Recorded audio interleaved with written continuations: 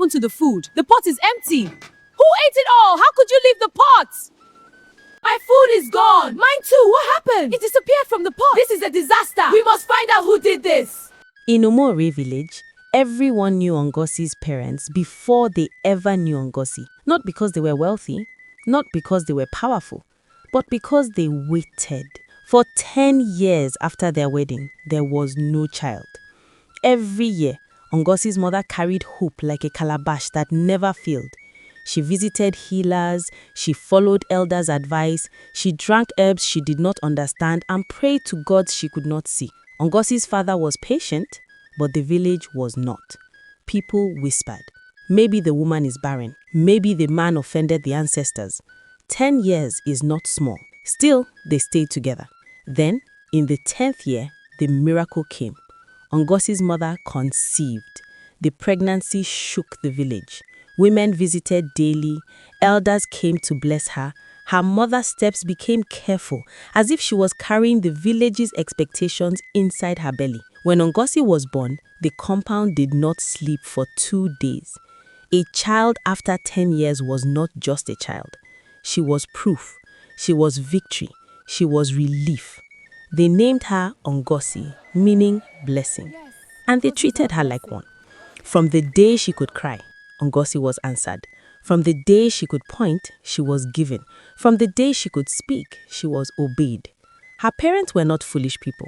They were grateful people, and gratitude can sometimes make parents blind. Ngozi did not walk alone. Someone carried her. She did not fetch water. Someone fetched it for her. She did not wait for food. Food waited for her. If she cried, her mother worried. If she frowned, her father panicked. She is our only child, they said. After 10 years, we cannot suffer her. Ngozi learned quickly. She learned that asking worked. She learned that crying worked better. She learned that food came whenever she wanted it. That was where the problem started. Ngozi liked food, not hunger, food. She ate even when she was not hungry. She ate because it was there. She ate because someone would give it to her. At first, it was funny. He eats well, neighbors laughed. She will be strong, her father said proudly. But as Ngozi grew, her appetite grew faster than her body. She finished her food and looked around. She ate from her mother's plate. She tasted food meant for visitors. When her mother tried to stop her, her father intervened. Leave her, he said. She waited 10 years to come. Ngozi heard that sentence many times, and she believed it. By the time she became a young girl, Ngozi did not understand limits. She did not know the difference between enough and more.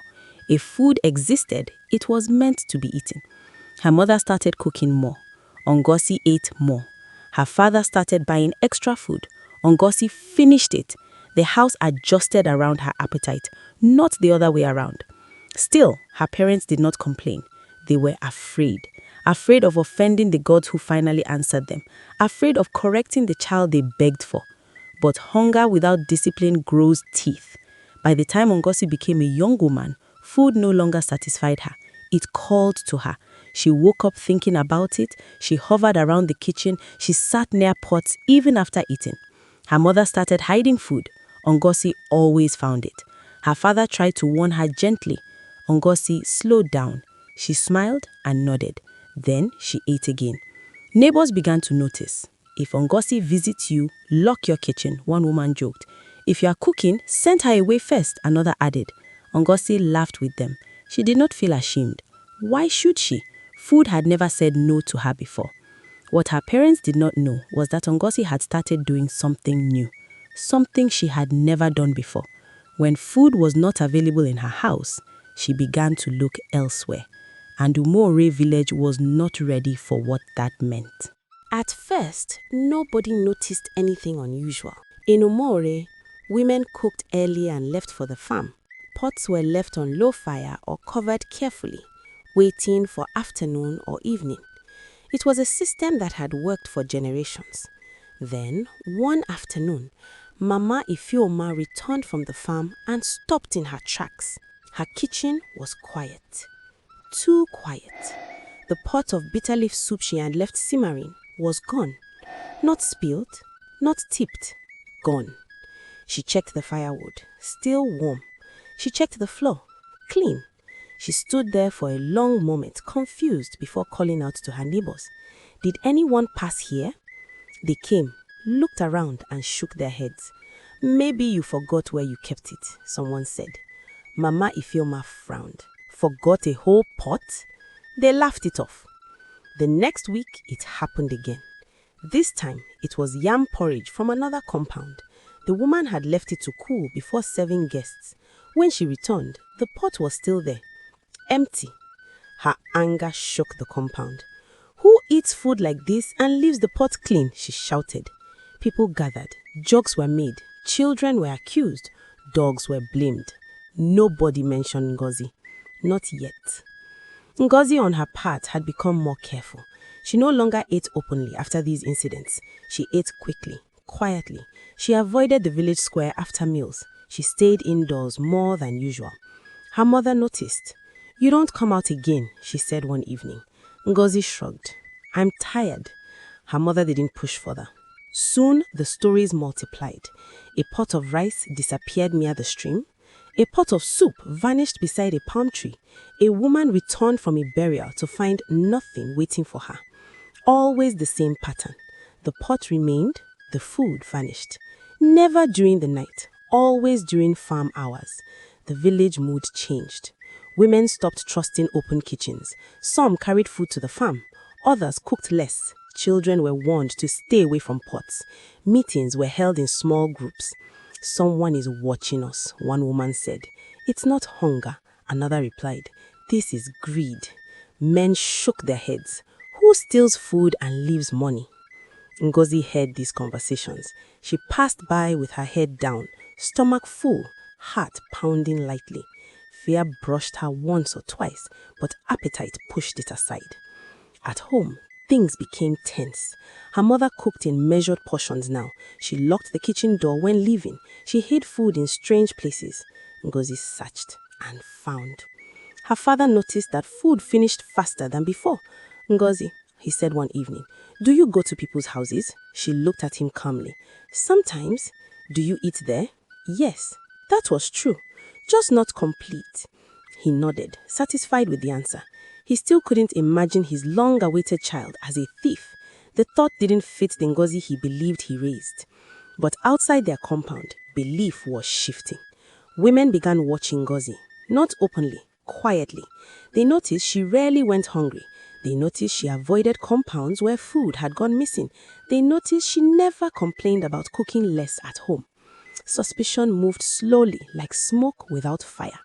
Then, one afternoon, something almost happened. Mama Chinyere returned early from the farm. She heard a sound behind her hut. Soft, careful. She paused. Someone moved. Before she could see clearly, the sound stopped. She found her pot untouched, but the lid was warm. She didn't say anything that day. She just watched. That night, the women gathered quietly. We must be careful, Mama Chinyere said. Whoever this is, they are bold. But who? Another asked. Nobody answered, because saying the name out loud felt dangerous. Ngozi lay on her mat that night, full again, her stomach pressed against her wrapper. She listened to the sounds of the village settling down. For the first time, she felt watched, not by people, but by consequences. But hunger is stubborn, and Ngozi had crossed a line she could no longer see clearly. In Umore, when a problem refuses to reveal itself, the village does not rush, it waits. And when it finally speaks, it speaks loudly. Ngozi changed her routine. Before, she moved cautiously, stopping whenever she sensed attention. Now, urgency pushed her. The appetite no longer listened to warning signs. It demanded satisfaction quickly. She began leaving home earlier than usual, not to help anyone, not to fetch water, but to walk paths she knew would soon fill with cooking smells. She memorized habits: who cooked early, who delayed serving, who left children behind. Her confidence was dangerous. At home, her parents noticed new patterns they couldn't explain. Ngozi returned late with excuses that didn't add up. Her eyes avoided questions. Her answers shortened. Her mother confronted her one morning. You left before sunrise. Where did you go? Ngozi adjusted her wrapper. I was stretching my legs. That response would have passed before. It did not now. Her father listened quietly. He had begun to notice how neighbors greeted him differently. Less warmth, more pauses, conversations that ended when he approached. Shame crept in slowly. That afternoon, while Ngozi rested, her mother walked through the compound, counting cooking utensils. Everything was there, pots intact, lids aligned, yet her chest felt tight. She knew something was wrong. Outside the compound, patience thinned. Women stopped complaining loudly. Instead, they shared information carefully. Who cooked what? Who returned early? Who saw movement where none should be? Ngozi's names surfaced more often. Not accusations, questions. Does she pass here often? Has she always walked that path? Why is she never hungry? Answers were vague. Nobody wanted to be the first to say it clearly. Then came the mistake. One afternoon, hunger struck Ngozi harder than usual. She moved fast, cutting through a narrow space behind the compound she believed empty. The smell coming from the kitchen clouded her thinking. She lifted the lid, not gently, too quickly. The sound echoed. Footsteps followed immediately. Ngozi rose. The woman who owned the pot did not scream. She did not shout for help. She simply stood there, watching Ngozi straighten slowly, hands still hovering near the food. Their eyes met. For a moment, neither spoke. Ngozi stepped back. I was just looking, she said. The woman said nothing. She did not grab her. She did not insult her. She turned and walked away. That silence was louder than any accusation. Ngozi returned home shaking, not from fear of punishment, but from realization. The wall she believed protected her had cracked. That evening, word spread quietly. Not that Ngozi stole, but that she had been seen. Her parents were summoned shortly after, not to a public gathering, to a conversation. Ngozi sat beside them, jaw tight, eyes forward. No one accused her directly, but no one defended her either. The elders exchanged looks, and in those looks, a decision began to form. The meeting was not announced. No gong was beaten. No messenger ran through the village. Still, everyone knew. When elders call parents quietly, the village listens without being told. Ngozi sat between her mother and father in the obi of the oldest man in Umoure. She kept her back straight, chin lifted, eyes fixed on the mud floor. If fear was inside her, she did not allow it to show. The elders spoke slowly, not about theft, not about food, about patterns. One elder cleared his throat. We have noticed movement where there should be none. Another added, we have noticed fullness where hunger should exist. Ngozi's mother shifted uncomfortably. She is a child, she said quickly. A stubborn one, yes, but not wicked. Ngozi's father nodded. We raised her well. No elder argued. That silence again. Then the woman who had seen Ngozi behind her kitchen stepped forward. She did not point. She did not shout. I saw her hand on my pot, she said. That is all. Ngozi lifted her head sharply. I did not take anything, she said. Ask her pot. A murmur ran through the obi. The elder raised his hand. No one said you took anything, he replied. Yet. Ngozi swallowed. For the first time since this began, her appetite did not speak. Her mother turned to her slowly. Ngozi, she said, voice low. Have you been going where food is cooking? Ngozi hesitated. That pause did more damage than a confession. Her father closed his eyes. The elders exchanged glances. We will not punish without certainty, the elder said, but we will not close our eyes either. He turned to the women present. Cook as usual, he instructed. Do not hide, do not lock, let things happen as they want to.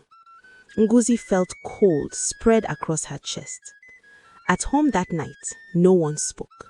Food was served. Ngozi ate little. Her parents watched her closely, as if seeing her for the first time. Sleep refused to come. Ngozi lay awake, staring into darkness, her mind racing. She told herself the elders had nothing, no proof, no accusation. But hunger whispered differently. The next day, she left the house early. Too early. The paths were quiet. Cooking smoke rose in thin lines from a few compounds. Her stomach tightened. Her steps slowed. She told herself to go back. She didn't. Behind one hut, she found it. A pot left uncovered, fresh, inviting. She glanced around. Nothing moved. She reached forward, and this time she did not notice the shadow behind her. Ngozi. The voice was calm. She turned. 3 elders stood there, and half the village. Nobody shouted. Nobody ran. The truth stood on its own. Ngozi stepped back slowly, her hands trembling. "I just wanted to look," she said again. The elders nodded. "So we have heard." They escorted her to the square. Her parents followed behind, crushed by realization. For the first time in Umore, the question was no longer who. It was what to do next. And the village already had an answer for me. The square stayed quiet longer than usual. Ngozi stood in the middle, surrounded but untouched. Her parents stood a few steps behind her, not close enough to shield her, not far enough to deny her. No one insulted her. No one rushed forward. That silence was deliberate. In Umorye, shouting is easy. Thinking is not. The eldest elder finally spoke. "This matter is no longer hidden," he said. "But how we answer it will decide what kind of village we are." Some men nodded.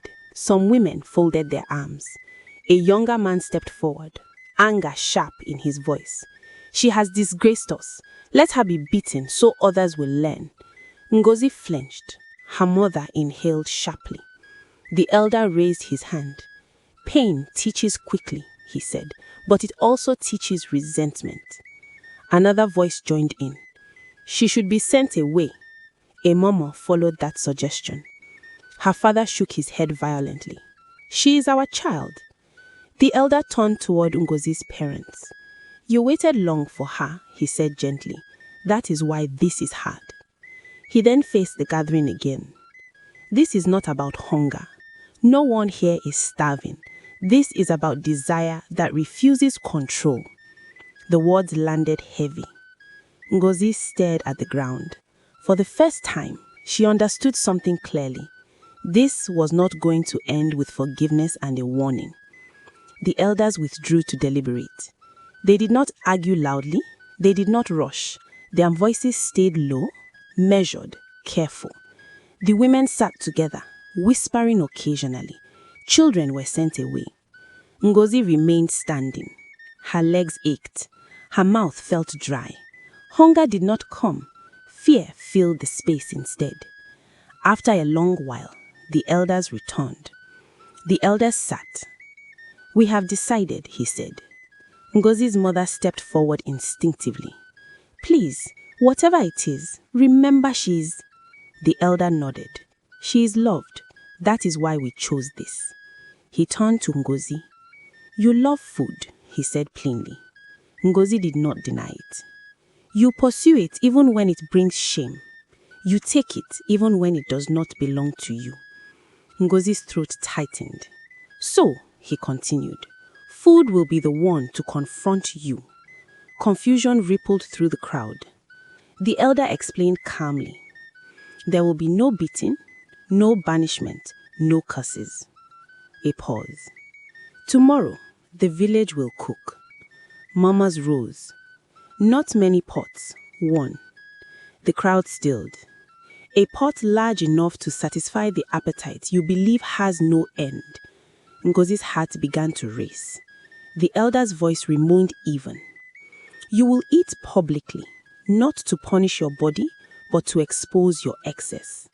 A woman laughed nervously, then stopped when she realized no one else was laughing. Ngozi looked around the square.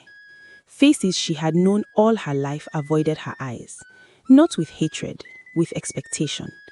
Everyone wanted to see how far this would go. Her mother's knees weakened. She held onto her husband's arm. The elder raised his hand again.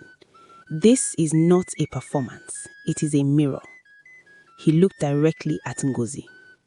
You have eaten without restraint, he continued. Tomorrow you will eat with witnesses. Ngozi swallowed hard. For years you believed food had no owner. Tomorrow it will belong to the village.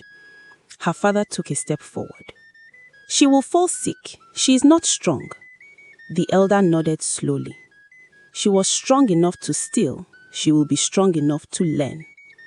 No one argued after that. The decision settled like dust after a storm. People began to disperse quietly. No celebration, no insults, just preparation. Women spoke among themselves about quantities. Men discussed firewood and space. Children were told to stay home the next day. Ngozi remained where she was long after most people left. Her appetite did not return. For the first time, the thought of food made her uneasy. At home that evening, her mother cooked very little. Ngozi did not ask for more. She ate slowly, carefully, as if her stomach might betray her. Her father sat in silence. You were our miracle, her mother said finally. But miracles need discipline too. Ngozi did not respond. That night, she did not sleep. She imagined the pot, the eyes, the waiting. Morning came too quickly. Outside, Omore was already awake. Firewood cracked. Ingredients were brought forward. A pot larger than any used in recent memory was dragged into the square. And Ngozi, for the first time in her life, did not want to eat. By the time the sun climbed fully over Omori, the square was already busy. Not noisy, busy. Men dragged long firewood into place. Women arrived carrying bowls, baskets, and wrapped bundles. Nobody argued about who brought what. Nobody complained. This was not a celebration. It was a task. In the center of the square sat the pot. It was not borrowed from any one household. It belonged to the village, used only during festivals or emergencies. Most children had never seen it used. Today, it waited. Palm oil was poured in carefully. Grains followed. Tubers were cut and added. Soup thickened slowly as fire crackled beneath it. The smell spread, heavy and inviting. People swallowed. Ngozi watched from the edge of the square, flanked by her parents. Her stomach reacted on its own. The scent stirred something familiar, something demanding. For a moment, she forgot where she was. Then, she remembered. The elders arrived last and took their seats without ceremony. The eldest elder glanced around once, then nodded. It is ready, he said. The pot was stirred one final time. Ngozi was called forward. She stepped slowly into the center, her legs stiff. The crowd closed in slightly, forming a wide circle. No one touched her. The elder spoke calmly. You will eat until you understand, he said. Ngozi nodded quickly. She believed she could handle this. After all, eating was what she did best. A large wooden bowl was filled and placed before her. She knelt and began eating immediately, scooping confidently, chewing quickly. A few murmurs rose from the crowd. She's not slowing down, someone whispered. Ngozi felt relief. Familiar comfort returned. The first bowl emptied fast. Another was filled. She ate again. At first, it felt like a challenge she could win. Her confidence grew. She glanced around, almost daring the watchers to doubt her. The third bowl came. Her pace slowed slightly. Sweat formed on her forehead. Still, she continued. By the fourth bowl, the square had grown very quiet. Ngozi's breathing changed. She shifted where she knelt. Her jaw worked harder. She swallowed carefully now, no longer enjoying the taste.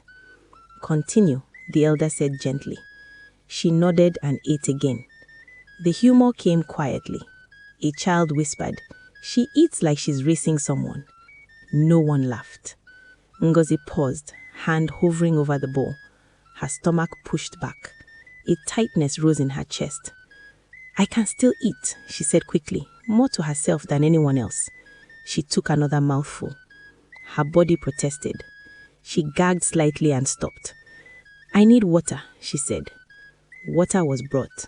She drank greedily, then resumed eating, slower now, every bite an effort.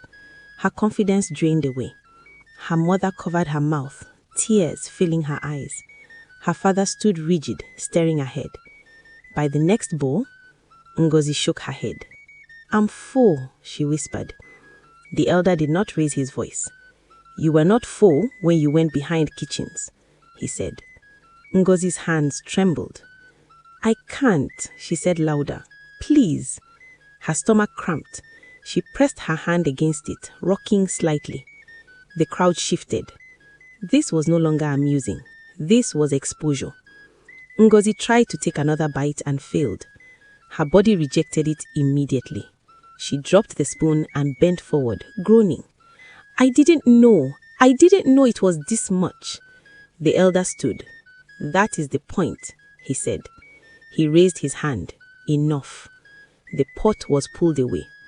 Ngozi collapsed to the ground, breathing heavily, face streaked with sweat and tears. Her wrapper loosened.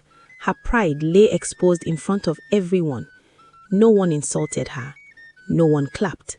They simply watched her sit in the weight of what she had done. After a long moment, the elder spoke again. "Take her home." Her parents stepped forward, lifting her gently. As they walked away, the village remained silent. The lesson had already been delivered. Food had not defeated Ngozi, but excess had. Ngozi did not leave her mat for 2 days, not because she was sick enough to die, but because her body refused to cooperate. Every movement reminded her of the square. Every smell reminded her of the pot. Even water felt heavy in her mouth. Her mother stayed close. She did not scold. She did not cry loudly. She simply watched. Her father avoided the village for a while. When he stepped outside, greetings came slowly. Not with mockery, with quiet acknowledgement. Everyone had seen what happened. There was nothing left to say. On the third day, Ngozi sat up. She did not ask for food. That alone told her mother everything. When she finally ate, it was little, measured. She stopped before fullness came and pushed the bowl away. Her hand shook slightly as she did it. Her mother nodded once. Outside the compound, Umore returned to normal. Women cooked freely again. Pots were left unattended without fear. Children played near kitchens without suspicion. The tension that once hovered over cooking fires disappeared. But something had changed. Ngozi no longer walked carelessly through compounds. She avoided cooking areas entirely. When food was offered, she hesitated before accepting. When she ate slowly, as if listening to her body for the first time in her life. People noticed. Not immediately. Change that lasts does not announce itself. Weeks passed. Ngozi grew quieter. She helped her mother more. She fetched water without complaint. She went to the farm and returned tired in a way she had never experienced before. Hunger still came, but it no longer controlled her. One afternoon, a neighbor offered her food without prompting. Ngozi thanked her and took only a small portion. The woman smiled. News spread quietly. She has learned. No celebration followed that statement, because in Omori, learning is not praised loudly. It is respected silently. Ngozi's parents never spoke about the pot again. They did not remind her of her disgrace. They did not threaten her with it. They allowed memory to do the work. And memory did. Years later, when children acted greedily, elders did not beat them. They did not shout. They asked one simple question. Do you want the village to cook for you? The children understood immediately. Ngozi grew into a woman known not for her appetite, but for her restraint. Those who met her later never guessed the story behind her caution. But Umore never forgot. Not because they enjoyed the shame, but because the lesson was clean. Excess exposes itself. Desire without control humiliates itself. And sometimes, the thing you chase the hardest is the very thing that teaches you when to stop.